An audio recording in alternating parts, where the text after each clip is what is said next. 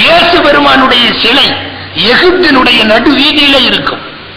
இயேசு பெருமானுடைய சிலை எகிப்தினுடைய நடு வீதியில இருக்கிறது. ஆட்சி யாருடைய ஆட்சி?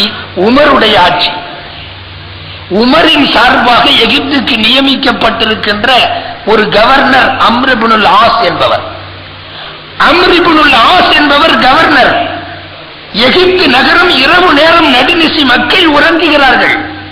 இயேசு பெருமானின் சிலை நடு வீதியிலே நகரத்தில் உள்ளவர்களை எல்லாம் கவருகிற விதத்தில் இருக்கிறது.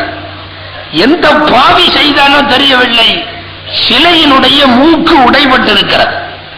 சிலையினுடைய மூக்கு உடைபட்டது. நாடு முழுவதும் பெரும்பான்மை முஸ்லிம்கள், சிறுபான்மை கிறிஸ்தவர்கள். இப்படி இருக்கிற சூழலில் நடுநிசையில இயேசு பெருமானின் சிலையினுடைய முகம்பாகத்தினுடைய மூக்கு பாகம் உடைபட்டிருக்கிறது. நகரம் கொதித்தெழுகிறது. சிலை உடைப்பென்ன சாதாரணமா? கிறிஸ்தவ தலைவர்கள் திரண்டார்கள், பாதிரிகள் திரண்டார்கள், தந்தைகள் திரண்டார்கள். எல்லா மக்களும் எகிப்தில இருக்கிற அம்ர் இப்னுல் ஆஸ், உமருடைய கவர்னர், அவருடைய வீட்டிற்கு முன்னாலே முற்றுகையிட்டார்கள். சிலை உடைப்புக்கு நீதி விசாரணை வேண்டும், இதற்கு நாங்கள் சொல்லுகிறபடி கவர்னர் கேட்டாக வேண்டும். இது கிறிஸ்தவர்களுடைய போராட்டம்.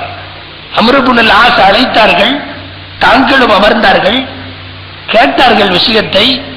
பொறுமையோடு பாதிரிகளும் எடுத்து சொன்னார்கள், நாங்கள் உயிரினும் மேலாக கருதுகிற இயேசு பெருமானுடைய சிலை பெரும்பான்மை மக்கள், இஸ்லாமிய மக்கள் வாழுகின்ற இந்த நகரத்தினுடைய நடுமையத்தில் தகர்க்கப்பட்டிருக்கிறது என்று சொன்னால் எங்களால் இதை பார்த்து கொண்டிருக்க முடியாது. அதோடு இந்த காரணங்களை எல்லாம் சொல்லிவிட்டு அந்த கிறிஸ்தவ தந்தைகளில் மூத்தவர் ஒருவர் தன்னுடைய ஐயத்தையும் வைத்தார். அநேகமாய் உடைபட்டிருக்கிற மூக்கு இயேசு பெருமானுடையது என்கிற காரணத்தால் செய்தவர் ஒரு முஸ்லிமாக இருக்க வேண்டும் என்பது என் அபிப்பிராயம்.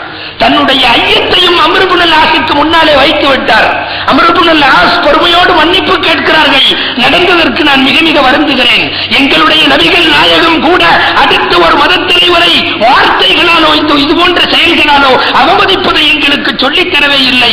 இருப்பினும் கூட நான் நிச்சயம் விசாரணை செய்து இதற்கு ஒரு நல்ல முடிவை தருவேன். கிறிஸ்தவ பாதிரி சொன்னார், இல்லை, இதற்கு ஒரு தீர்ப்பு எங்களிடம் இருக்கிறது, அவ்வளவுதான். நீங்கள் கூறுகிற தீர்ப்புக்கு வரவில்லை, நாங்கள் செய்ய இருக்கிற காரியத்திற்கு, நாளை நடக்க இருக்கிற காரியத்திற்கு ஒரு முன்னறிவிப்பு செய்ய வந்திருக்கிறோம் என்று சொன்னார்கள். என்ன முன்னறிவிப்பு?